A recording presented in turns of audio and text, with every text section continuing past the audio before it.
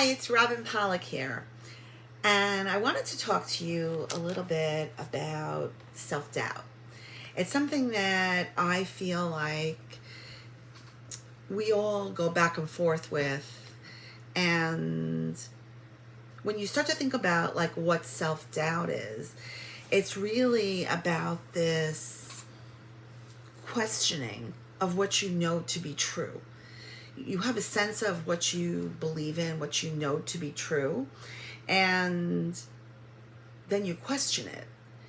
So it's as though you get that hit from your intuition that tells you, this is how I should be doing things.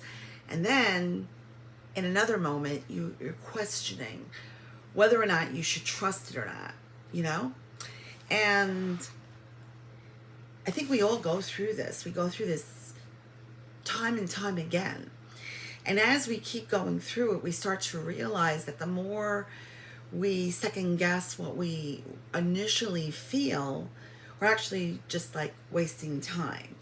And that what we get to do instead is to trust our initial feeling. But unfortunately or fortunately, it takes a lot of times, a lot of experiences where we second guessed ourselves, where we asked somebody else for their opinion, even though we felt something different. You know, when I was younger and I used to have an idea, I used to swing the ideas by my parents. And I never actually used to tell them that they were my ideas. I used to always pretend like they were someone else's idea, thinking that if I actually said that they were my ideas, right away they would negate them. So I always gave the credit to someone else. And if they liked the idea, secretly inside, I knew that what I was thinking, what I wanted to do, was a good plan. Of course, now I'm thinking about that and it seems so ridiculous. But that's how unsure I was. That's how unsure I was to be able to trust what I really believed to be the case, or whether the idea had merit.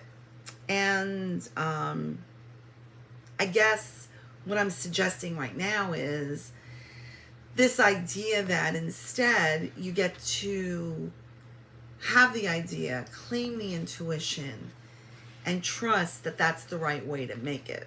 That's the right way to do it. And I want you to think for a second.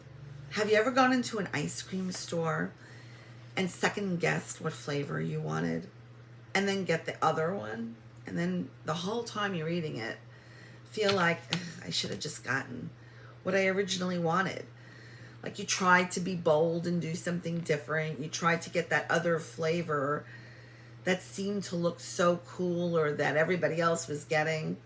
But really, all you really wanted was your vanilla chip. You know what I mean? And then you're eating it, but it doesn't really hit it for you. It's not really satisfying the craving. And what winds up happening is when you start to trust your intuition, you start to get a hit on your own ego, your own self-esteem, that actually your decision, the thing that you believed was the right one. And that gives you a surge of confidence that you actually get to trust yourself.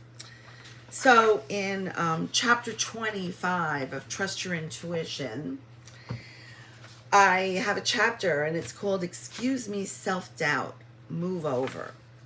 And in there is a channeled message, and I wanted to share it with you. Awareness comes from the heart, but it's not the true heart. It seeks limitless love, faith, trust. Working hard is when we put our masks on, when we put our suit of armor on to close out ourselves from being hurt and damaged. Is it possible to walk amongst everyone? Who's your heart leaning to? Opening and knowing that the pain you might need, possibly to your heart, will accept even more information into its walk and expand capacity to hurt, to love even deeper than it did before. to affirm that you dream with curiosity, to understand that your wisdom comes from all the times when you doubted your own intuition. The ability to know what's right for you lies within your own heart, not someone else's.